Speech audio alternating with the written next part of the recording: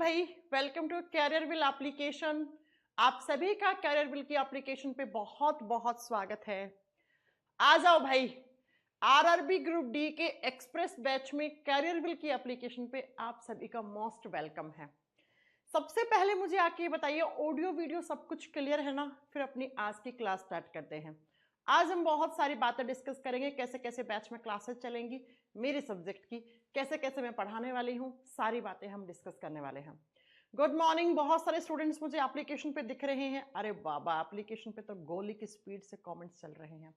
धीरज, ऋषि, पंकज, कुमार, अभिषेक, राहुल, निशु, अनु, someone, Pradeep, Pankaj, Rahul, अनुराग, आकांक्षा, प्रतीक, विजेंद्र, खुशबा, सुरेश, अभय कुमार, दीपक कुमार, अभिलाषा, सूर्य, गर्ग, गणेश कुमार, गजेंद्र सिंह, अभि यादव, प्रतीक, पवन, कमल। ठीक है भाई, इतने नाम पढ़ पाएंगे आप? हजारों बच्चों के नाम थोड़ी ले आएंगे। देखो कैसे गोली की स्पीड से कमेंट चल रहे हैं। ठीक है, चलो कुछ बातें कर लें आप लोगों से। बच्चों, ये है आरआरबी ग्रुप डी का स्पेशल बैच, जिसके अंदर सिर्फ आपको आरआरबी ग्रुप डी टारगेटेड पढ़ाया जाएगा।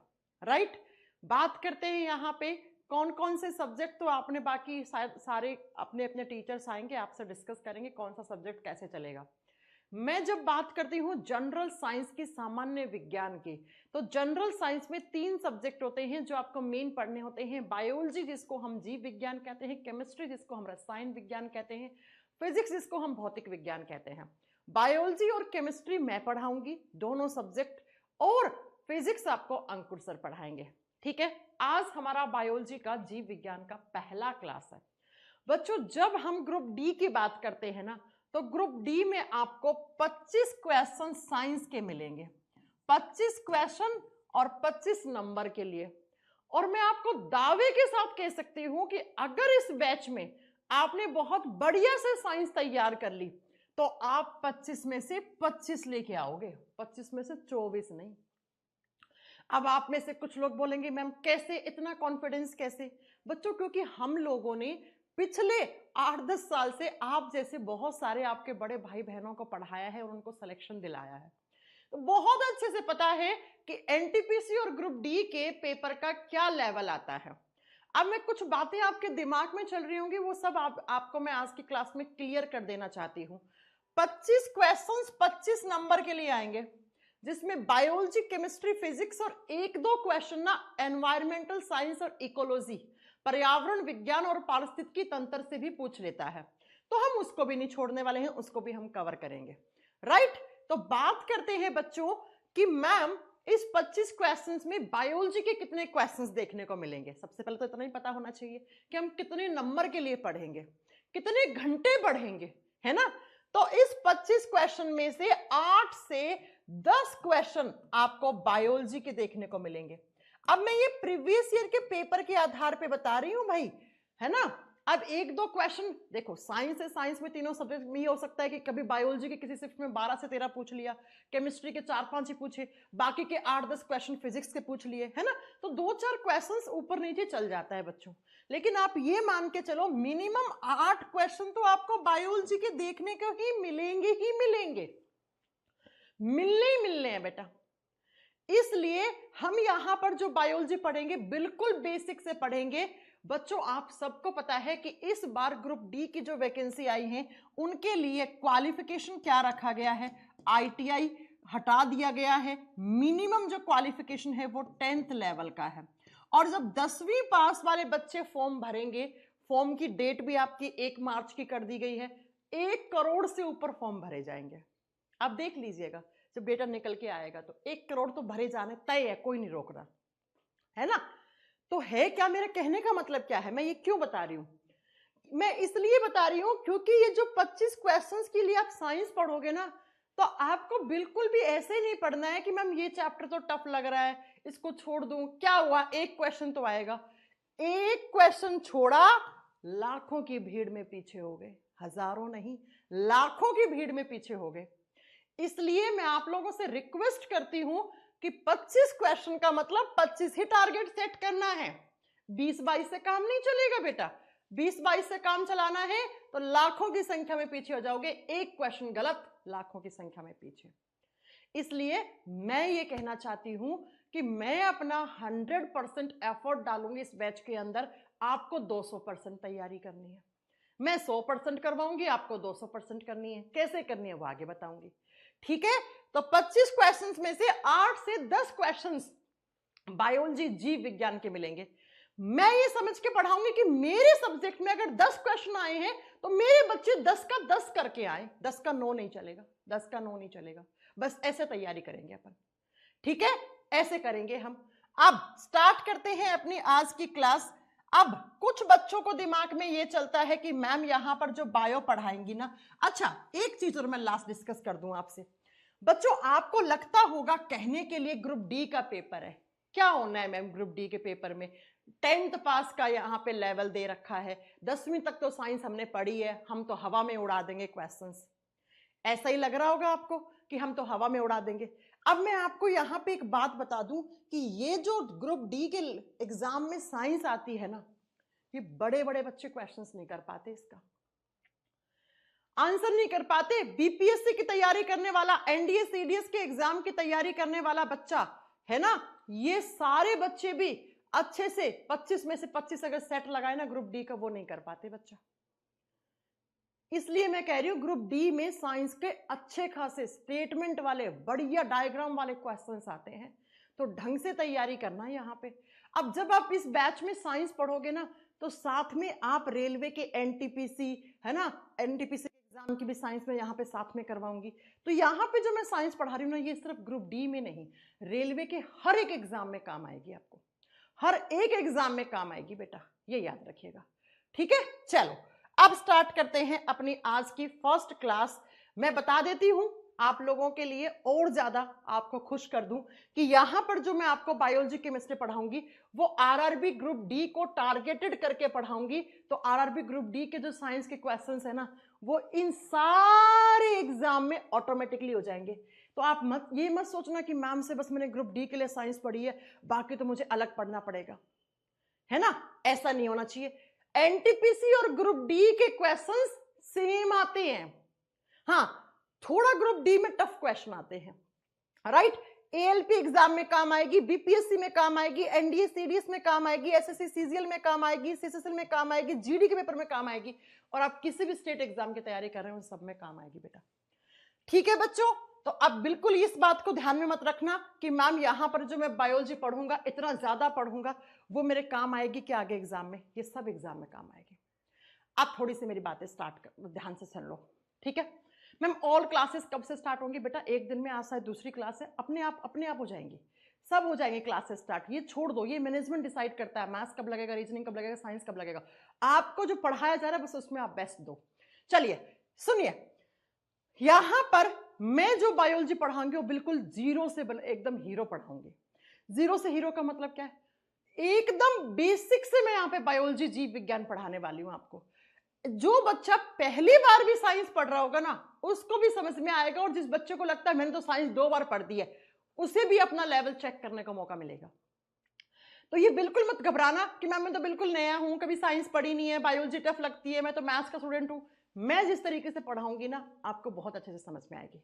चलो फिर स्टार्ट करते हैं बच्चों। जब हम बायोलॉजी शब्द का, अच्छा नोट्स वोट्स सब मिल जाएंगे आपको, कंप्लीट नोट्स आपको पीडीएफ कल तक इस बैच के अंदर मिल जाएगी।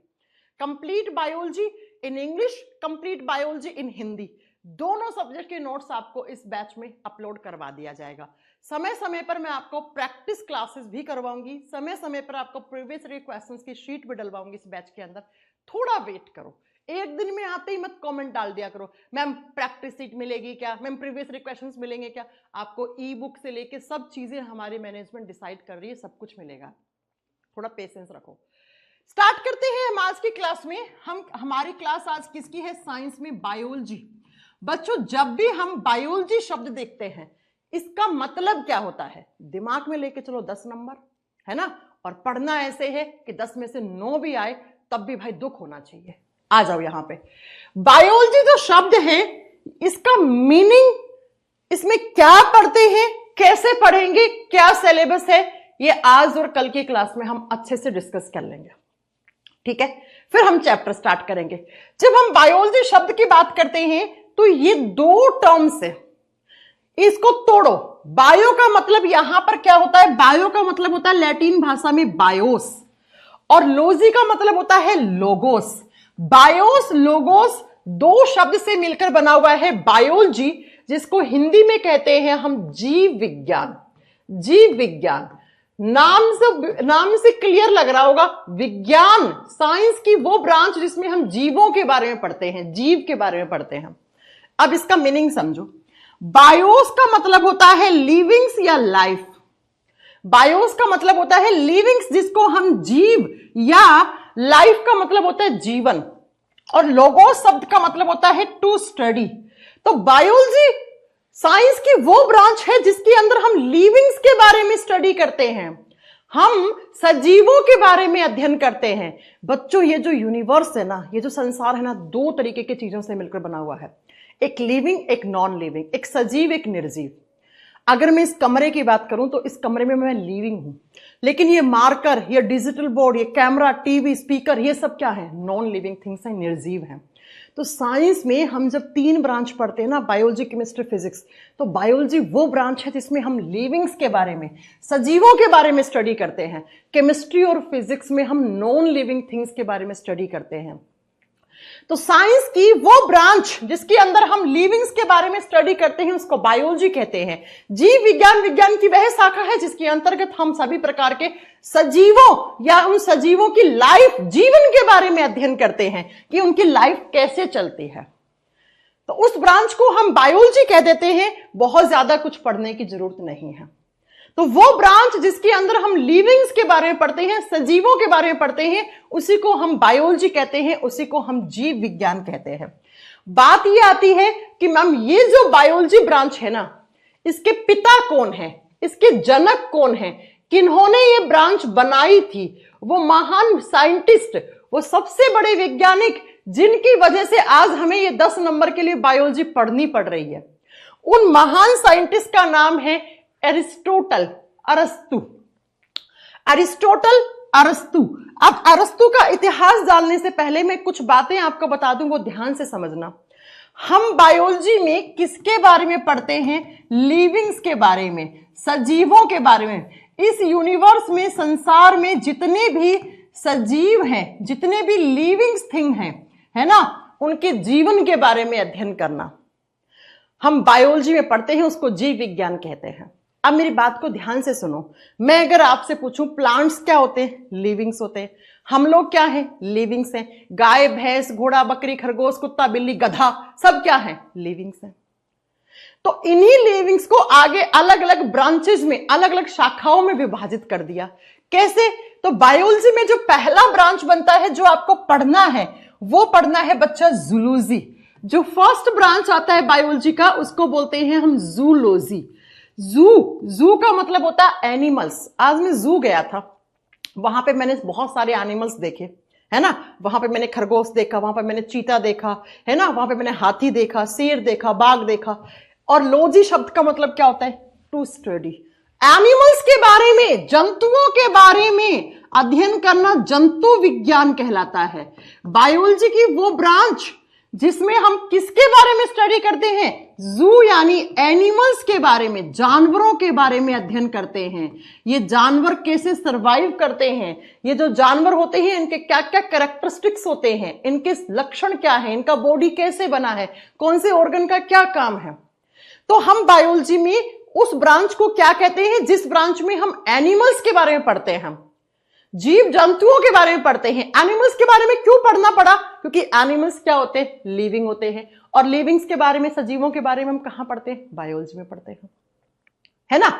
तो पहला क्या हो गया बेटा, पहला हो गया कि बायोलॉजी की वो ब्रांच जिसमें हम एनिमल्स के बारे में स्टडी करते हैं, उसको जूलॉजी कहते हैं। अब जूलॉजी के फादर कौन है, ये ब्रांच किसने बनाई, तो ये ब्रांच भी बच्चा बनाई किसने, एरिस्टोटल ने। तो आपसे पूछेगा who is the father of zoology, जंतु विज्ञान की जनक कौन है, तो आपको लिखना है एरिस्टोटल। अरिस्टोटल को हिंदी में कहते हैं अरस्तु। अरस्तु जी को हम जीव विज्ञान के जनक मानते हैं। क्यों अरस्तु ही क्यों, और कुछ भी नाम हो सकता था, और कोई साइंटिस्ट का नाम हो सकता था।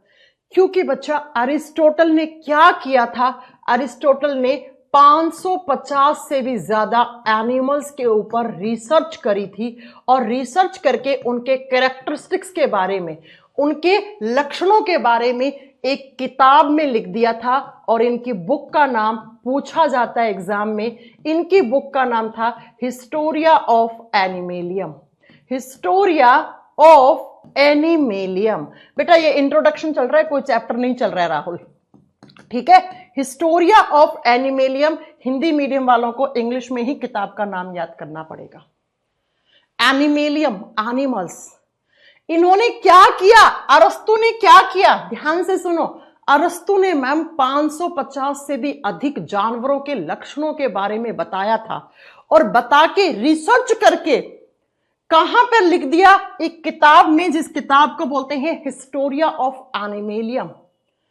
इसीलिए हम इनको क्या बोलते हैं, फादर ऑफ जूलॉजी, जंतु विज्ञान के जनक कहते हैं बच्चा। तो एग्जाम में क्वेश्चन आ जाए who is the father of zoology, और जो जूलॉजी के फादर है वही बायोलॉजी के फादर हैं, यानी जंतु विज्ञान और जीव विज्ञान के फादर एक ही हैं, जिनका नाम है अरिस्टोटल, अरस्तु। क्यों? क्योंकि 550 से भी अधिक जानवरों के लक्षणों के बारे में अध्ययन करके किताब में लिखा, जिस किताब को हिस्टोरी ऑफ एनिमेलियम कहते हैं। अब मैम कैसे लक्षण, कैसे 550 एनिमल्स? बच्चा खरगोश भी एनिमल है, चमगादड़ भी एनिमल है, हम लोग भी एनिमल हैं, गाय भैंस घोड़ा बकरी कुत्ता बिल्ली गधा बंदर सब जानवर हैं। लेकिन क्या ये जानवर एक जैसे दिख रहे हैं? क्या इनके बॉडी में एक जैसा ही सारा काम हो रहा है क्या? नहीं ना। तो ऐसे ही एक एक जानवर को पकड़ के रिसर्च करना कितना बड़ा काम था। इसीलिए हमने बोल दिया अरिस्टोटल या अरस्तु is the father of biology and as well as father of zoology. दूसरा, वो ब्रांच जिसमें प्लांट्स के बारे में पढ़ते हैं, दूसरी ब्रांच क्या कहलाती है? बच्चा नोट्स में सब कुछ मिलेगा।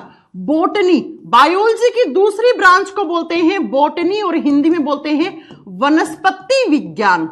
आपके चारों तरफ जितनी भी वनस्पति है, जितने भी प्लांट्स हैं, उनके बारे में अध्ययन करना बोटनी कहलाता है। बोटनी भी बायोलॉजी का ही ब्रांच है, बस इस ब्रांच में हम प्लांट्स के बारे में, पेड़ पौधों के बारे में पढ़ते हैं बेटा। अब आप पूछो मैम प्लांट्स क्यों पढ़ रहे हैं हम यहाँ पे? बेटा प्लांट्स भी क्या होते हैं? लिविंग होते हैं, और लिविंग यानी सजीवों के बारे में अध्ययन करना बायोलॉजी।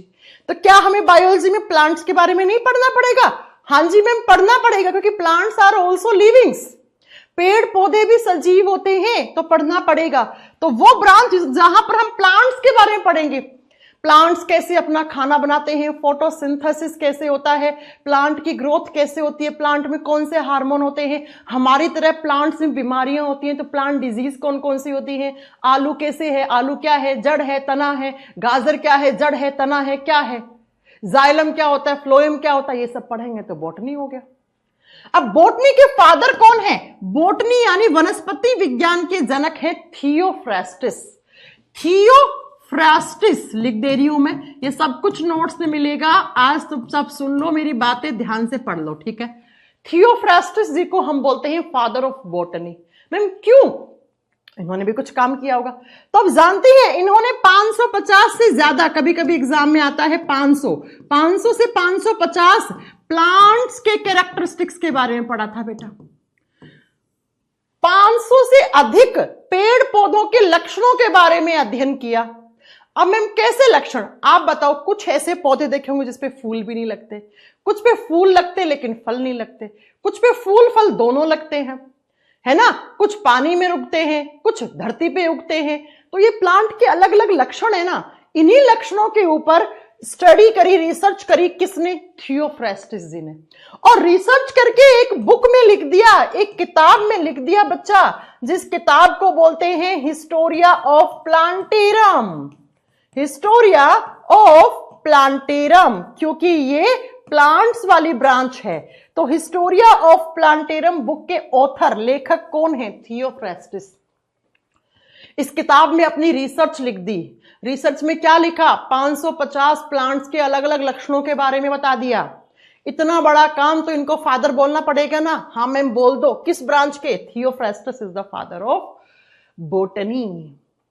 तीसरा जो ब्रांच हमें पढ़ना है that is microbiology. Microbiology, micro शब्द का मतलब होता है सूक्ष्म, सूक्ष्म जीव। माइक्रोबायोलॉजी में क्या पढ़ते हैं हम? माइक्रोब्स के बारे में पढ़ते हैं। बायोलॉजी की वो ब्रांच जिसमें हम सूक्ष्म जीवों के बारे में पढ़ते हैं उसे सूक्ष्म जीव विज्ञान कहते हैं। मैम ये सूक्ष्म क्या होते हैं, ये माइक्रोब्स क्या होते हैं? मेरे हाथ देखो, मेरे हाथों में बहुत सारे बैक्टीरिया हो सकते हैं, मेरे कपड़ों में, मेरे यहां वहां कहीं भी बैक्टीरिया हो सकते हैं। इस कमरे में हजारों बैक्टीरिया, हजारों जीवाणु हो सकते हैं, लेकिन मुझे दिख रहे हैं क्या? नहीं ना। अगर मुझे बैक्टीरियाज को, जीवाणुओं को देखना है तो क्या रखना पड़ेगा? इलेक्ट्रॉन माइक्रोस्कोप रखना पड़ेगा। वो छोटे छोटे जीव, इतने छोटे, इतने माइक्रोब्स है ना, जिनको देखने के लिए क्या चाहिए आपको? इलेक्ट्रॉन माइक्रोस्कोप चाहिए। उन जीवों को हम माइक्रोब्स कहते हैं जिनको नेकेड आई से, नग्न आंखों से नहीं देख सकते हम। भाई प्लांट देख पाते हो आंखों से, हाँ, एनिमल्स देख लेते हो, हाँ, लेकिन माइक्रोब्स को आप नग्न आंखों से नहीं देख पाते हो। उनको देखने के लिए आपको इलेक्ट्रॉन माइक्रोस्कोप चाहिए, राइट। लेकिन बच्चों माइक्रोब्स भी लिविंग्स होते हैं, सजीव होते हैं। जैसे कौन सा माइक्रोब? जैसे हमने पढ़ा बैक्टीरिया। जीवाणु लिविंग होते हैं, लेकिन मैम जीवाणु इतने छोटे होते हैं कि हमें नग्न आंखों से बिना इलेक्ट्रॉन माइक्रोस्कोप के तो दिखते ही नहीं है। हाँ जी, लेकिन है तो लिविंग ना। लिविंग है तो हमें किस ब्रांच में पढ़ने पड़ेंगे? बायोलॉजी, जीव विज्ञान में पढ़ने पड़ेंगे। तो थर्ड वो ब्रांच, जीव विज्ञान की वो शाखा, बायोलॉजी का वो ब्रांच जिसमें हम माइक्रोब्स के बारे में स्टडी करते हैं, that is known as microbiology. और माइक्रोबायोलॉजी के फादर कौन है? A V Leeuwenhoek, Antonie van Leeuwenhoek. Antonie van Leeuwenhoek, इतना बड़ा नाम याद ना करो तो ल्यूवेनहॉक याद रख लो। ये रहे ल्यूवेनहॉक जी, इनको बोलते हैं हम फादर ऑफ माइक्रोबायोलॉजी। वो बात अलग है, आजकल तो father of modern microbiology is Lewis pasture, ठीक है, वो आप आगे हम सब पढ़ाएंगे आपको। फिलहाल आपको इतना ही जानना है। सूक्ष्म जीव विज्ञान के जनक एंटोनी वॉन ल्यूवेनहॉक या ल्यूवेनहॉक होता है। देखो बेटा, ये एरिस्टोटल है, ये थियोफ्रास्टस है। दिखने में बहुत डेंजर लग रहे होंगे, इतना बड़ा काम करेंगे तो डेंजर तो हो ही जाएंगे ना। और ये एंटोनी वॉन ल्यूवेनहॉक है, घुघराले बाल वाले। इनको बोलते हैं father of biology and zoology, father of botany and father of microbiology. आपसे पूछ ले कि बायोलॉजी की 3 मेजर ब्रांच के नाम बताओ, जीव विज्ञान की मुख्य 3 शाखाओं के नाम बताओ, तो आप बताओगे अरस्तु, आओ क्या, zoology, botany and microbiology. Zoology में किसके बारे में पढ़ते हैं? एनिमल्स, जंतुओं के बारे में। क्यों पढ़ते हैं? एनिमल्स लिविंग्स होते हैं, और बायोलॉजी कहता है लिविंग्स के बारे में पढ़ो। बॉटनी में क्या पढ़ते हैं? प्लांट्स के बारे में, पेड़ पौधों के बारे में। क्यों पढ़ते हैं? प्लांट्स लिविंग्स होते हैं तो बायोलॉजी कहता है लिविंग्स के बारे में पढ़ो। माइक्रोबायोलॉजी में किसके बारे में पढ़ते हैं? माइक्रोब्स के बारे में, सूक्ष्म जीवों के बारे में। तो सूक्ष्म जीव पढ़ने पड़ेंगे, है ना। जैसे बैक्टीरिया, बैक्टीरिया क्या होता है? लिविंग होता है, सजीव होता है। तो क्या मैम बैक्टीरिया के बारे में पढ़ना पड़ेगा? हाँ जी, बायोलॉजी कहती है लिविंग्स के बारे में पढ़ो ना, पढ़ो। अब ये तीनों ब्रांचेस हमें पढ़नी है। अब यहीं पे मैं आपको एक ब्रांच के बारे में थोड़ा सा और बता दूं जो हम पढ़ेंगे यहां पे। ये 3 तो मेजर ब्रांच है, चौथा जो ब्रांच हम पढ़ेंगे ना, दैट इज जेनेटिक्स। कौन सी ब्रांच? जेनेटिक्स। हिंदी में बोलते हैं आनुवांशिकी विज्ञान। आनुवांशिकी विज्ञान के बारे में पढ़ेंगे बेटा। क्या होता है जेनेटिक्स? अगर आपने कभी सुना हो तो फलाना इंसान कहता है मैं जेनेटिक्स से पीएचडी कर रहा हूं, मैंने जेनेटिक्स से एमएससी करी है, ठीक है, ऐसा वैसा नहीं समझो, है ना। बात सुनो जरा। जेनेटिक्स वो ब्रांच होती है जिसके अंदर हम जेनेटिक कैरेक्टर्स के बारे में पढ़ते हैं। आनुवांशिक लक्षणों के बारे में पढ़ना आनुवांशिकी विज्ञान कहलाती है। बच्चों, कुछ ऐसे कैरेक्टर्स होते हैं जो हमें पिछली पीढ़ी से मिलते हैं। जैसे आप लोग आम भाषा में बोलते हो मेरी हाइट ना पापा पे गई है, मेरी आंखों कलर मम्मी पे गया है, अरे मेरे पापा के 25 साल में बाल झड़ गए तो मेरे झड़ने ही तय थे, है ना। तो ये कुछ कैरेक्टर्स होते हैं, कुछ लक्षण होते हैं जो आपके अंदर पिछली पीढ़ी से आए हैं। अब आपकी पिछली पीढ़ी कौन है? आपके माता पिता। आपके माता पिता के उनके माता पिता से आए हैं। आपसे आपके लक्षण आपके बच्चों में जाएंगे, आपके बच्चों से उन बच्चों में जाएंगे। अब अगर आपके लक्षण आपके बच्चों में नहीं है तो भाई तुम समझ जाओ फिर कहां गड़बड़ हुई है ना। तो ये जो जेनेटिक कैरेक्टर्स होते हैं जो एक पीढ़ी से दूसरी पीढ़ी में जाते हैं, कुछ ऐसे कैरेक्टर्स होते हैं जो एक पीढ़ी से दूसरी पीढ़ी में, एक जनरेशन से दूसरी जनरेशन में पास होते हैं, उन्हीं को हम जेनेटिक कैरेक्टर्स, उन्हीं को हम आनुवांशिक लक्षण कहते हैं।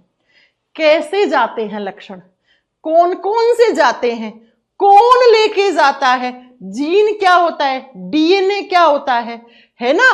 और जब जाते हैं तो क्या उनमें कुछ बीमारियां होती हैं? हाँ जी मैम, जिनको हम जेनेटिक डिसऑर्डर्स कहते हैं, आनुवांशिक विकार कहते हैं।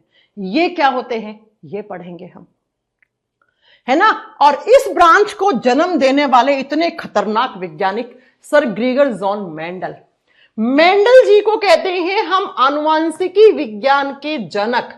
बेटा आप लोगों ने वो एक टेबल बनाई होगी ना स्कूल में, मटर के पौधे पे एक्सपेरिमेंट करके कैपिटल टी स्मॉल टी फिर कैपिटल टी स्मॉल टी, है ना, हाइब्रिडाइजेशन, संकरण करवाया था, पढ़ा होगा आपने। ये वही ब्रांच है। मेंडल जी ने मटर के पौधे पे एक्सपेरिमेंट करके एक ब्रांच बना दिया था, जिस ब्रांच को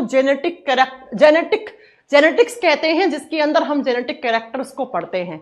इन्होंने पूरी दुनिया को बताया भाई साहब कुछ ऐसे लक्षण होते हैं जो हमें पिछली पीढ़ी से मिलते हैं, और ये लक्षण आगे से आगे जनरेशन में जाते जाते हैं, लेकिन कभी कभी इनमें कुछ गड़बड़ हो जाती है तो जेनेटिक डिजीजेस पैदा हो जाती हैं, आनुवांशिक विकार। जैसे पिछली बार ग्रुप डी का पेपर हुआ था तो उसमें पूछा था कलर ब्लाइंडनेस कैसी बीमारी है, कलर ब्लाइंडनेस में होता क्या है, तो वही आपको पढ़नी है। आई बात समझ में? तो ये 4 तरीके की ब्रांचेस हैं जो हमें बायोलॉजी में पढ़नी है। कौन कौन सी ब्रांच पढ़ेंगे? Zoology, botany, microbiology, genetics. आगे बात समझ में? हाँ जी मैम, हमें ये 4 ब्रांच पढ़ने हैं। इनके सबके आप याद कर लीजिएगा। क्या आपको याद करने? इनके फादर। आज का आपका इतना ही काम है, इनके जनक याद करने हैं। कभी कभार भूला भटका एग्जाम में आ जाता है बेटा, आ जाता है एग्जाम में, ठीक है। अब आओ जरा यहां पर, मैंने क्या बोला? अरे कितने कमेंट कर रहे हो मैम, नोट्स कैसे मिलेंगे, है ना। अरे रुक जाओ, सब मिलेगा। एक ही दिन में कर लोगे क्या सब कुछ? सब मिलेगा धीरे धीरे धीरे धीरे। थोड़ा रुको यार, रुको। मैम सब क्या है? अजय कह रहे ये सब क्या है? ये सब साइंस है। मैम आप तीनों ब्रांच पढ़ाओगे? मैंने जब बोल दी मैं बायोलॉजी पढ़ाऊंगी तो तीनों नहीं, 4 ब्रांच पढ़ाऊंगी, ठीक है। आओ यहां पे। बायोलॉजी में हम, बायोलॉजी को हिंदी में कहते हैं जीव विज्ञान, तो इसमें हम किसके बारे में पढ़ते हैं? मैंने आपसे एक क्वेश्चन पूछा, बायोलॉजी में हम किसके बारे में पढ़ेंगे? आपने मुझे बोला मैम हम लिविंग्स के बारे में पढ़ेंगे। यही बोला होगा सबने। मैम हम इस ब्रांच में हम लिविंग्स के बारे में पढ़ेंगे, हम सजीवों के बारे में स्टडी करेंगे। मैंने आपसे क्वेश्चन पूछा व्हाट इज लिविंग, सजीव किसको कहते हैं, क्या होता है लिविंग, बताओ। अब आप सब लोग चुप हो गए। कोई आपसे पूछे कि बायोलॉजी में हम लिविंग्स के बारे में पढ़ते हैं, ये लिविंग्स क्या होते हैं, तो लिविंग्स का सबसे पहला कैरेक्टर, पहला लक्षण क्या होना चाहिए? एनसीईआरटी में लिखा हुआ है कि लिविंग बॉडी में सेल ऑर्गेनाइजेशन होना चाहिए, कोशिकीय संगठन होना चाहिए। आपको बताना है मैम लिविंग वही है जिसका बॉडी सेल से मिलकर बना हुआ है, सजीव वही है जिसका शरीर कोशिका या कोशिकाओं के मिलने से बना हुआ है। बस उसी को लिविंग कहते हैं, उसी को लिविंग कहते हैं। पहला पॉइंट यही नोट करना है आपको। अरे रुक जाओ मैम, कौन सा चैप्टर पढ़ा रही हो, कितने परेशान हो रहे हो, सब पढ़ाया जाएगा। तुम्हें क्या लगता है तुम्हें ये चैप्टर के नाम पता है? मुझे नहीं पता होंगे क्या है। एक बच्चा कह रहे मैम डाइजेस्टिव सिस्टम कब पढ़ाओगी? अबे जब पढ़ाऊंगी जब तुम्हें डाइजेशन का मतलब पता होगा, जब पढ़ाऊंगी जब तुम्हें सिस्टम शब्द का मतलब पता होगा। अभी नहीं पता है ना, तो चुपचाप मेरे से पढ़ो इधर आके। तो मैंने कहा बायोलॉजी में हम लिविंग्स के बारे में पढ़ेंगे, और लिविंग्स वही है जिसमें एनसीईआरटी में लिखा हुआ है जिसके बॉडी में सेल ऑर्गेनाइजेशन हो, जिसका शरीर में कोशिकीय संगठन हो। What is cell? सेल क्या है? मैं अगर आपसे पूछूं ये मार्कर है, इसमें सेल है, आप कहोगे नो मैम, लेकिन बॉडी तो मार्कर का भी है। फिर ये किससे बना हुआ है? ये एटम से बना हुआ है, ये परमाणु से बना हुआ है। और एटम से बनी हुई चीजों को आप केमिस्ट्री और फिजिक्स में पढ़ते हो, आप रसायन विज्ञान और भौतिकी विज्ञान में पढ़ते हो। लेकिन मैंने कहा मैं कौन हूं? आपने बोला मैम आप लिविंग हो, आप सजीव हो, तो मेरा बॉडी किससे बना होगा? मेरा बॉडी सेल, कोशिका से मिलकर बना हुआ होगा। लिविंग वही है जिसके शरीर के अंदर सेल्स हो, सेल से बना हुआ हो। अरे जिसकी उत्पत्ति कोशिका से हुई है वो सजीव है बच्चा, है ना, वही लिविंग है। अब कैसे हुई? तो आओ मैं आपको कुछ फोटो दिखाती हूं। इस फोटो को देखना बहुत ध्यान से, राइट? इस वाली फोटो को नहीं, ये कैरेक्टर्स तो आपको मैं बाद में पूरे पढ़ाऊंगी। इस फोटो को देखना आप। कौन सी वाली मैम? ये एनसीईआरटी में लिखा हुआ है कि लिविंग बॉडी वही है जिसके बॉडी में सेल्यूलर ऑर्गेनाइजेशन है, जिसका शरीर कोशिकीय संगठन से मिलकर बना हुआ है। अब सेल क्या होती है मैं उसका एग्जांपल देती हूं। हम एक घर बनाते हैं, घर बनाने के लिए सबसे पहले आपको ईंट चाहिए ना? बहुत सारी ईंटों से एक दीवार खड़ी करते हो। हाँ जी मैम, दीवार से एक कमरा बन जाता है, फिर एक कमरा, एक रसोई, है ना, एक मम्मी का कमरा, एक आपका कमरा, एक आपके भाई का कमरा, इतने सारे कमरों से क्या बन गया? एक घर बन गया। ठीक ऐसे ही लिविंग बॉडी में सबसे पहले सेल बनती है, कोशिका बनती है। घर बनाने के लिए ईंट चाहिए, वैसे लिविंग बॉडी बनाने के लिए सबसे पहले आपको एक सेल चाहिए, कोशिका चाहिए। एक सेल, सिंगल सेल, ऐसे सिंगल सेल, एक सेल आ गई। हाँ जी मैम, अब क्या होगा? ये सेल अपने आप को डिवाइड करेगी ऐसे, इस कोशिका में विभाजन होगा, जिसको हम कोशिका विभाजन कहते हैं, जिसको हम सेल डिवीजन कहते हैं। ये सेल डिवीजन क्या होता है हम आपको आगे पढ़ाएंगे। सेल डिवीजन वो प्रोसेस है जिसके थ्रू एक सेल अपने आप को डिवाइड करके अनेकों सेल बना देती है। उसी प्रोसेस को हम सेल डिवीजन, उसी को हम कोशिका विभाजन कहते हैं। इस सेल ने अपने आप को डिवाइड किया, इससे दो बन गई, फिर ये भी तो करेगी। हाँ जी मैम, इससे दो बनेंगी, इससे दो बनेंगी, फिर इससे दो, इससे दो, ऐसे करते करते करते मैम हमारे पास हजारों, लाखों, करोड़ों सेल्स बन गई। हाँ भाई बन गई। और बहुत सारी सेल्स का इस तरीके से एक ग्रुप बन गया, और इसी ग्रुप को हम टिश्यू कहते हैं, उसको हम उत्तक कहते हैं। एक बार बीपीएससी के पेपर में पूछा व्हाट इज टिश्यू? कितना थका हुआ क्वेश्चन है भाई, ये कोई क्वेश्चन है क्या? लेवल है क्या बीपीएससी का? टिश्यू क्या है? उत्तक क्या है? Group of cells. जब बहुत सारी कोशिकाएं आपस में जुड़कर एक लेयर बना देती हैं, उसी लेयर को, उसी परत को आप टिश्यू, उसी को उत्तक कहते हैं। तो ये टिश्यूज बन गए। अब टिश्यूज अलग अलग स्ट्रक्चर, अलग अलग फंक्शन करने वाले होते हैं। ऐसे उत्तक जिनकी संरचना और काम एक जैसे हैं वो इधर चले गए, जिनके काम एक जैसे संरचना है वो इधर चले गए। तो same functional, same structural tissue से एक ऑर्गन बन गया, अंग बन गया, ऐसे एक ऑर्गन बन गया। ठीक है, अब हमारे बॉडी में ऐसे बहुत सारे ऑर्गन्स हैं। आप बताओ कौन कौन से? आपने कुछ सुनेंगे, हार्ट होता है, 2 फेफड़े होते हैं, 2 किडनी होती हैं, सुना होगा ना, है ना, यकृत होता है, ब्रेन होता है, ये सारे ऑर्गन्स हैं। आंख है, नाक है, कान है, हाथ है, पांव है, सब ऑर्गन्स है ना। और ऑर्गन्स, ऐसे ऑर्गन्स जिनमें सिमिलर काम होता है, वो ऑर्गन्स आपस में जुड़कर एक सिस्टम बनाते हैं, जिस सिस्टम को बोलते हैं ऑर्गन सिस्टम, अंग तंत्र। बेटा ऐसे अंगों का सिस्टम जिनमें एक जैसा काम होता है उसे ऑर्गन सिस्टम कहते हैं। और ये बहुत सारे सिस्टम जैसे digestive system, circulatory system, muscular system, respiratory system, skeletal system, endocrine system, etcetera etcetera, ये बहुत सारे तंत्र जब आपस में जुड़ जाते हैं तो एक बॉडी बन गया। ये देखो, ये जनाब बन गए, पढ़े लिखे जनाब, ये बॉडी बन गया।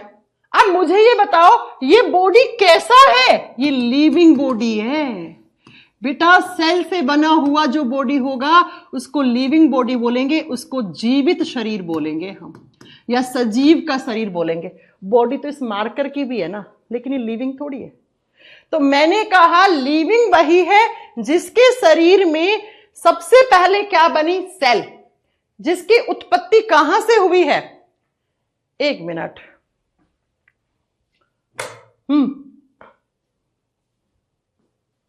एक मिनट बच्चों, कैमरा थोड़ा ब्लैक हो गया, एक सेकंड ना, मैंने कैमरे का बटन ऑन नहीं किया था। एक सेकंड। तो लिविंग बॉडी क्या है? लिविंग बॉडी वही है जो किससे बना है? जो किससे बना है? जो सेल से बना है, कोशिका से बना है। तो सबसे पहले सेल, अभी मैं आपसे पूछूंगी सेल क्या होती है, कोशिका। सेल से टिश्यू बने, टिश्यू से ऑर्गन बना, ऑर्गन से ऑर्गन सिस्टम बना, और ऑर्गन सिस्टम से एक बॉडी बन गया, उसी बॉडी को लिविंग बोलते हैं। अब आपसे पूछता है कि व्हाट इज सेल, कोशिका क्या होती है, मैंने आपसे पूछ लिया, तो आपके पास आंसर है ना, मैम सजीवों के शरीर की वो सबसे छोटी इकाई जिससे कोई भी सजीव का शरीर बना है, basic unit of any living body. सजीवों के शरीर की सबसे छोटी इकाई जिससे कोई भी बॉडी बन गया उसको लिविंग बॉडी बोलते हैं, उसी को हम सेल कहते हैं। अब मैं आपको एक एग्जांपल देके बताती हूं कि हम लोग कैसे बने। हम लोग लिविंग हैं? हाँ जी मैम है। कैसे बने सुनो, हमारे बॉडी में, मैं ये बता रही हूं आप कैसे बने, मैं कैसे बने, आपके भाई बहन, आपके माता पिता कैसे बने। हम लोगों में सबसे पहले एक सेल बना, उस सेल को बोलते हैं जाइगोट। जाइगोट को हिंदी में कहा जाता है युग्मनस। आपको पता है ग्रुप डी के पेपर का क्वेश्चन है जाइगोट कैसी सेल है। जाइगोट एक सेल है, एक सेल, सिंगल सेल है, तो आपको आंसर करके आना था जाइगोट इज सिंगल सेल्यूलर, एक कोशिका, एक ही सेल है। और zygote was the first cell of animal body या एनी लिविंग बॉडी। हमारे शरीर की उत्पत्ति जिस पहली कोशिका से हुई थी, जिस प्रथम कोशिका से हुई थी, उसी को जाइगोट, उसी को युग्मनस कहते हैं। जाइगोट पहली सेल है जिससे हम बने, तुम बने, तुम्हारे भाई बहन बने, तुम्हारे मम्मी पापा बने, है ना। अब ये जाइगोट क्या करेगा, अपने आप को डिवाइड करेगा, अपना विभाजन करेगा। तो इस एक सेल से दो बन गई, है ना। अब 2 से 4 बनेंगे, 4 से 8 बनेंगे, 8 से 10 बनेंगे, ऐसे बहुत सारी सेल्स का ऐसे ग्रुप बन गया। बन गया? हाँ जी मैम। इन बहुत सारी सेल्स के ग्रुप को हम क्या बोलते हैं, टिश्यू बोलते हैं, उत्तक बोलते हैं, उत्तक बोलते हैं। और टिश्यूज के आपस में जुड़ने से क्या बनेगा बेटा, मैम टिश्यूज के आपस में जुड़ने से ऑर्गन्स फॉर्म होते हैं, अंग बनते हैं, अंग बनते हैं। अब ऐसे अंग जिसमें एक जैसा काम होता है उनको हम क्या बोलते हैं, ऑर्गन सिस्टम बोलते हैं। मैं आपको बहुत सारे सिस्टम पढ़ाऊंगी आगे चलकर। ऑर्गन सिस्टम, अंग तंत्र कहते हैं। और बहुत सारे अंग तंत्रों से मिलने से एक बॉडी बना, लेकिन वो बॉडी कैसे बना, वो लिविंग बॉडी बना, वो जीवित या सजीव का शरीर बना। अब मैं कुछ क्वेश्चन पूछ रही हूं आपसे, मुझे आंसर करना, आप लोग मुझे आंसर करना कि सजीवों के शरीर की सबसे छोटी इकाई क्या कहलाती है, सेल कहलाती है कि नहीं कहलाती है। हाँ जी मैम। हमारे बॉडी की, एनिमल सजीवों के शरीर की सबसे पहली सेल, प्रथम कोशिका क्या कहलाती है, जाइगोट कहलाता है, जाइगोट, युग्मनस कहलाता है। जाइगोट कैसा होता है, सिंगल सेलुलर या मल्टी सेलुलर। जाइगोट में एक सेल है या अनेकों सेल हैं, आप क्या बताओगे, सिंगल सेलुलर। जाइगोट के डिवीजन से क्या बनता है, आंसर करो, आंसर करो फटाक से, टिश्यू बनते हैं, बता दोगे। हाँ जी मैम। और टिश्यू से क्या बनते हैं, ऑर्गन्स। ऑर्गन्स किससे बनते हैं, ऑर्गन सिस्टम। और ऑर्गन से क्या बनते हैं, ऑर्गन सिस्टम। ऑर्गन सिस्टम से क्या बनता है बेटा, लिविंग बॉडी बनता है। तो आपसे एग्जाम में पूछे लिविंग बॉडी के शरीर की सबसे पहली कोशिका क्या कहलाती है, जाइगोट कहलाती है, युग्मनस कहलाता है, युग्मनस कहलाता है। आप, मैं, सब लोग ऐसे ही बने हैं, ऐसे ही बने हैं, इसीलिए हम सब लिविंग है बेटा, हम सब लिविंग्स हैं। तो एनसीईआरटी में लिखा है लिविंग वही है जिसका बॉडी सेल्यूलर ऑर्गेनाइजेशन से बना हो, कोशिकीय संगठन, कोशिका के संगठन यानी सेल और सेल के product, cell, tissue, organ, organ system से बना हुआ है, उसी को कहते हैं लिविंग बॉडी, उसी को एक सजीव का शरीर कहते हैं। कोई डाउट नहीं होगा यहां तक, नो मैम, कोई डाउट नहीं है, ठीक है। इसका मतलब मैम आपने यहां पे क्या पढ़ाया था, यहां आओ इस स्लाइड में, बहुत ध्यान से सुनना।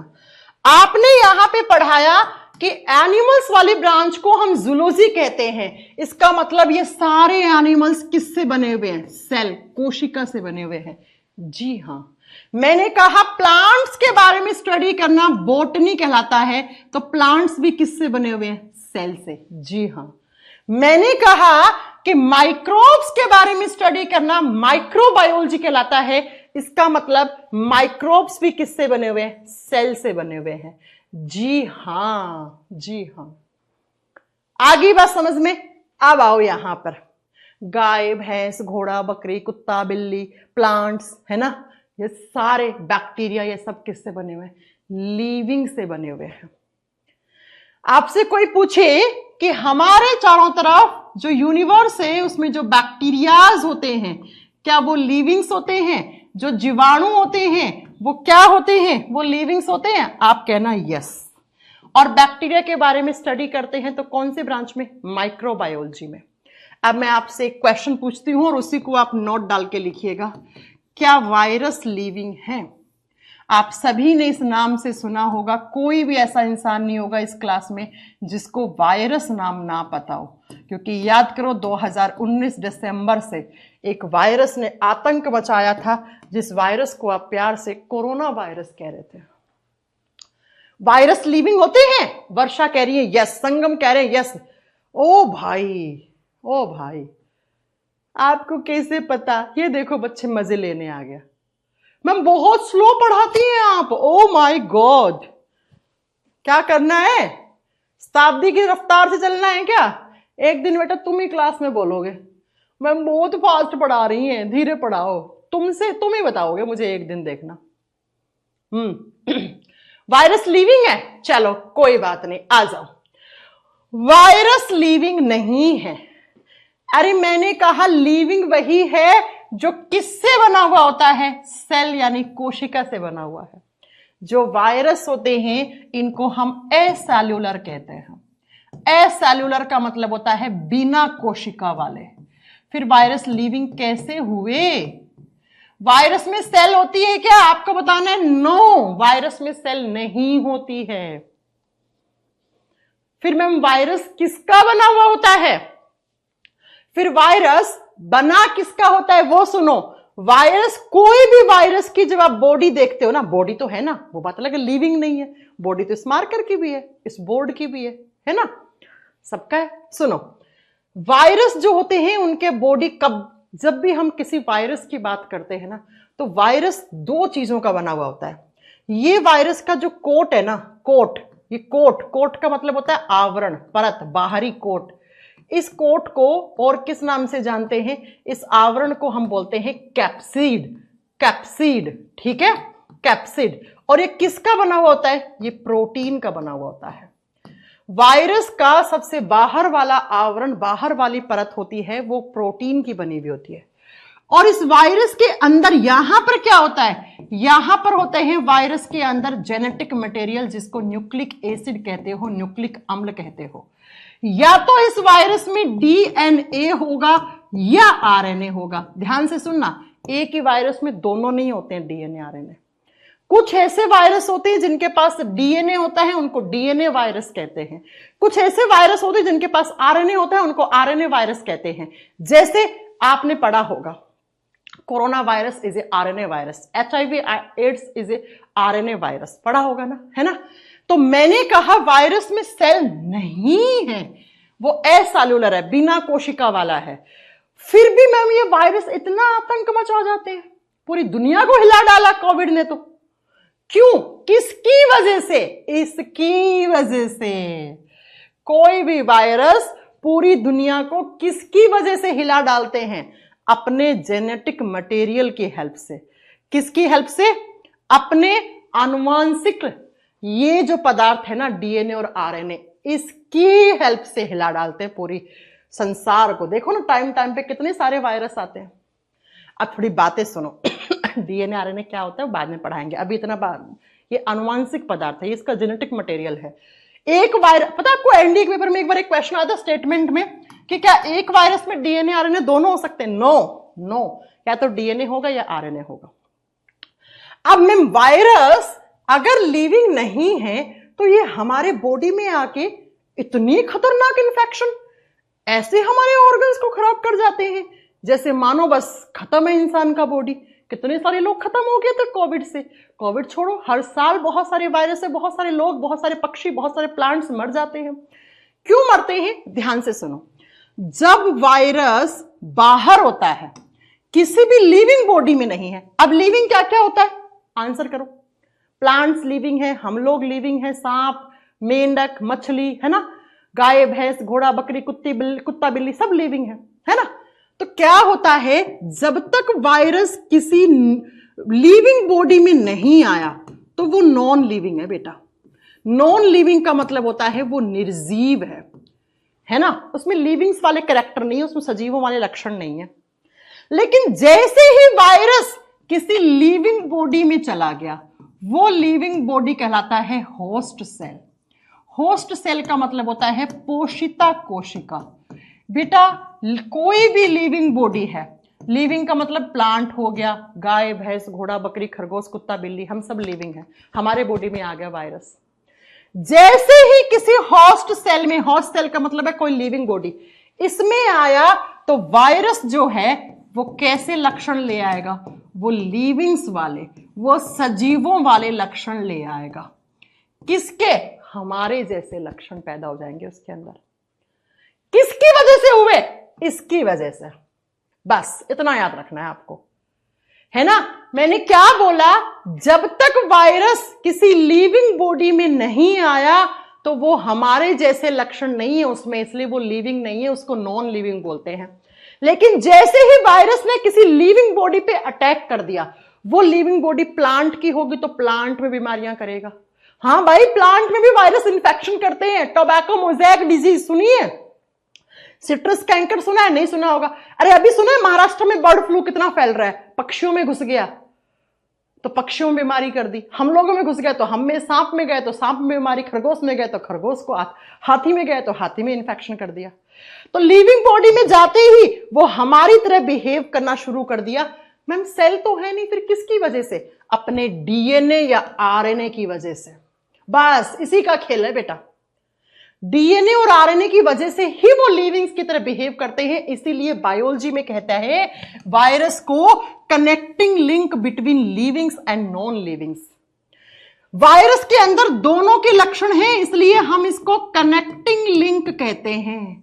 कनेक्टिंग लिंक को हिंदी में कहते हैं योजक कड़ी। वायरस क्या होता है? सजीव और निर्जीव दोनों को आपस में जोड़ रहा है, उसमें निर्जीव और सजीवों के दोनों के लक्षण हैं, तो दोनों को कनेक्ट कर रहा है, तो इसको कनेक्टिंग लिंक बोलते हैं। तो एग्जाम में क्या क्या क्वेश्चन बने आप लोग आंसर करना, मैं आपसे पूछ रही हूं, ठीक है? 3-4 क्वेश्चन पूछ रही हूं। वायरस में सेल होता है? No ma'am. क्या वायरस को हम लिविंग्स की तरह बिहेव करने वाला बोल सकते हैं? Yes ma'am. जब तक वायरस किसी होस्ट सेल में नहीं गया तब तक वो नॉन लिविंग है, लेकिन किसी होस्ट सेल में आ गया तो वो किसकी तरह बिहेव करना शुरू कर देता है? लिविंग्स की तरह। लेकिन इसका मतलब ये नहीं है इसमें सेल आ जाएगी, नो। किसकी वजह से हम इसको लिविंग बोलेंगे? डीएनए और आरएनए की वजह से। डीएनए और आरएनए की वजह से। तो अगर कोई आपसे पूछ ले किसी भी वायरस के शरीर का बाहर वाला आवरण किसका बना हुआ होता है, आप क्या बताओगे? प्रोटीन का बना हुआ होता है। किसी भी वायरस के अंदर क्या होता है? उसका जेनेटिक मटेरियल, उसका आनुवंशिक पदार्थ, उसका न्यूक्लिक अम्ल। कितने तरीके का? 2 तरीके का। किसी किसी वायरस में डीएनए होता है, किसी किसी में आरएनए होता है। जिसमें डीएनए होता है उसको डीएनए वायरस, जिसमें आरएनए होता है उसको आरएनए वायरस कहते हैं। आपसे एग्जाम में क्वेश्चन पूछ ले, क्या निर्जीव को सजीव से जोड़ने वाली कड़ी, योजक कड़ी क्या कहलाती है? वायरस कहलाती है। लिविंग एंड नॉन लिविंग के बीच का कनेक्टिंग लिंक क्या कहलाता है? वायरस कहलाता है, विषाणु कहलाता है। अब मुझे आप सब लोग ये बता दो एक बात, क्या वायरस को आपने कभी देखा है नग्न आंखों से? देखा है? No ma'am. वायरस को देखने के लिए आपको लेबोरेटरी में, लैब में जाना पड़ेगा और इलेक्ट्रॉन माइक्रोस्कोप से देखना पड़ेगा। इसका मतलब मैम वायरस को हम किस में कंसीडर करेंगे? माइक्रोब्स में, सूक्ष्म जीव में। और बताओ जरा, सूक्ष्म जीवों के बारे में हम कहां पढ़ते हैं? माइक्रोबायोलॉजी में। इसका मतलब मैम हम वायरस के बारे में कौन सी ब्रांच में पढ़ेंगे? तीसरे नंबर वाली, जिसको हम माइक्रोबायोलॉजी कहते हैं। जी हाँ, वहां पढ़ेंगे वायरस क्या होते हैं, प्लांट वायरस कौन कौन से, एनिमल वायरस कौन कौन से, वायरस का बॉडी कैसा होता है, कितने टाइप के वायरस होते हैं, ये सारे हम पढ़ेंगे वहां पे। क्या आई आपको बात समझ में मेरी? ये सारे क्वेश्चंस तो मैंने क्या पढ़ाया, इसके कुछ क्वेश्चंस आज की क्लास के ही मुझे फटाक से बता दो। कुछ क्वेश्चंस पूछ लूं जो मैंने आज पढ़ाया इसमें। पहले सुन लो 5 मिनट में मैंने क्या पढ़ाया। मैंने सिर्फ इतना सा पढ़ाया, बायोलॉजी क्या होता है, उसका मतलब क्या है, उसके ब्रांचेस क्या है, और लिविंग्स क्या हैं जिसके बॉडी में सेल होता है, सेल क्या होता है, और सेल से बने हुए कौन कौन से एनिमल्स या कौन कौन से लिविंग्स हैं, किसमें सेल नहीं है फिर भी वो लिविंग की तरह काम करता है। बस इतना पढ़ाया है। फटाक से क्वेश्चन आंसर करो, फटाक से। पहले क्वेश्चन का answer, who is the father of biology? जीव विज्ञान के जनक कौन है? एरिस्टोटल, अरस्तु। अरस्तु जी महान साइंटिस्ट, महान वैज्ञानिक जिन्होंने पूरा बायोलॉजी बनाया। अरस्तु नहीं होते तो शायद हमें एक ब्रांच नहीं पढ़नी पड़ती, है ना? ठीक है, चलो अगला question. Who is the father of botany? वनस्पति विज्ञान के जनक कौन है? थियोफ्रास्टिस। थियोफ्रास्टिस नहीं होते तो प्लांट्स के बारे में नहीं पढ़ना पड़ता। क्या किया था इन्होंने मैम 500 से अधिक, 500 से 550 किताब, 500 से 550 लक्षणों के बारे में प्लांट्स के पढ़ के एक किताब में लिख दिया था, जिस किताब को क्या बोलते हैं? Historia of Plantarum. अगला question, next question, Historia Animalium book किसकी है? हिस्टोरिया ऑफ एनिमेलियम, एनिमेलियम दोनों स्पेलिंग सही है। किसने लिखी थी हिस्टोरिया ऑफ एनिमेलियम? एनिमल्स के बारे में रिसर्च किसने की थी? जंतुओं के ऊपर अध्ययन किसने किया था? फटाक से बताओ भाई। अरे किसने किया था? एनिमल्स पे रिसर्च करके उनके लक्षणों के बारे में किस किताब में लिखा था और किसने लिखा था? किसने? अरिस्टोटल ने। हाँ जी मैम, इसलिए हम इनको फादर ऑफ जूलॉजी भी कहते हैं। अगला, हु डिस्कवर्ड बैक्टीरिया? सुनो बच्चों, ध्यान से सुनना। ये जो बैक्टीरियाज होते हैं, जीवाणु होते हैं, इनकी खोज एंटोनी वॉन ल्यूवेनहॉक ने की थी। इसीलिए हम कहते हैं जीवाणुओं का जनक। और जीवाणुओं के बारे में कहां पढ़ते हैं हम? माइक्रोबायोलॉजी में पढ़ते हैं। माइक्रोबायोलॉजी में हम माइक्रोब्स के बारे में, सूक्ष्म जीवों के बारे में पढ़ते हैं। तो सूक्ष्म जीव में एक बैक्टीरिया भी है और बैक्टीरिया के बारे में पढ़ते हैं हम, उसको माइक्रोबायोलॉजी। तो ल्यूवेनहॉक जी ने ही माइक्रोबायोलॉजी बनाया और इन्होंने ही जीवाणु की खोज की थी। ठीक है, बहुत काम किए थे, वो आगे पढ़ाएंगे। चलो अगला, study of heredity and variation is called. अरे हेरिडिटरी पढ़ा होगा ना, आनुवांशिक लक्षणों को हम किस ब्रांच में पढ़ते हैं? आनुवांशिक लक्षण कैसे आते हैं, कौन कौन से आते हैं, कौन से नहीं आए तो कौन सा बीमारी हो जाएगा, उसी ब्रांच को हम जेनेटिक्स कहते हैं। कमेंट बॉक्स में बताओ जेनेटिक्स ब्रांच के फादर कौन है? फटाक से बताओ, फटाक से। फादर ऑफ जेनेटिक्स कौन है? अगला question, what is the name of group of similar sales performing a specific function? मैंने कहा था ऐसी सेल्स का ग्रुप बन जाता है जिसमें एक जैसी स्ट्रक्चर वाली सेल से एक जैसा काम होता है, उसको टिश्यू कहते हैं, उसको उत्तक कहते हैं। आगे पढ़ाऊंगी प्लांट टिश्यू, एनिमल टिश्यू।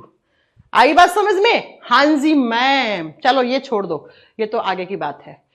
अब ये आपकी आज की क्लास, मैंने कुछ नहीं पढ़ाया, लेकिन ना पढ़ा के मैंने बहुत कुछ पढ़ा दिया। आपके सामने कुछ प्रीवियस ईयर क्वेश्चंस दिखा दिए, ये पिछले सालों के क्वेश्चंस थे, थके हुए क्वेश्चन थे। तो ये आपकी आज की क्लास खत्म। Tata, bye bye. कल भी सेम टाइमिंग पे मिलूंगी। क्या आई बात समझ में? मैम कल क्या पढ़ेंगे? कल बाकी के कैरेक्टर्स पढ़ेंगे लिविंग्स के, उसके बाद नेक्स्ट क्लास से पहला चैप्टर शुरू करेंगे। अरे सबसे पहले पता होना चाहिए जिस ब्रांच के बारे में पढ़ते हो वो ब्रांच का मीनिंग क्या होता है, उसका इंट्रोडक्शन पता होना चाहिए मुझे। मैं भी बाकी सब टीचर्स की तरह कर सकती हूँ, पहले दिन में पहला चैप्टर शुरू कर सकती हूँ, लेकिन नो। क्यों? क्योंकि पहले मुझे आपको बताना पड़ता है बायोलॉजी में क्या पढ़ेंगे, कैसे पढ़ेंगे, एक एक शब्द का मीनिंग पता होना चाहिए। जब आपको डाइजेशन का मतलब पता होगा तो डाइजेस्टिव सिस्टम पढ़ने में मजा आएगा ना। जब रेस्पिरेशन का मतलब पता होगा तो रेस्पिरेटरी सिस्टम पढ़ पाओगे ना। जब टिश्यू शब्द का मतलब होगा तो टिश्यू वाला चैप्टर पढ़ पाओगे ना। जब सेल शब्द का मतलब पता होगा तो साइटोलॉजी पढ़ पाओगे ना। तो कैसे पहला ही चैप्टर शुरू कर दूं? हाँ, इसलिए ठीक है। तो ये आपकी आज की class. Thank you so much for watching. आज आपका पीडीएफ अपलोड हो जाएगा, पीडीएफ में अपलोड करवा दूंगी। बाकी कल मिलेंगे सेम जगह same time. Thank you so much, bye bye, take care, have a nice day.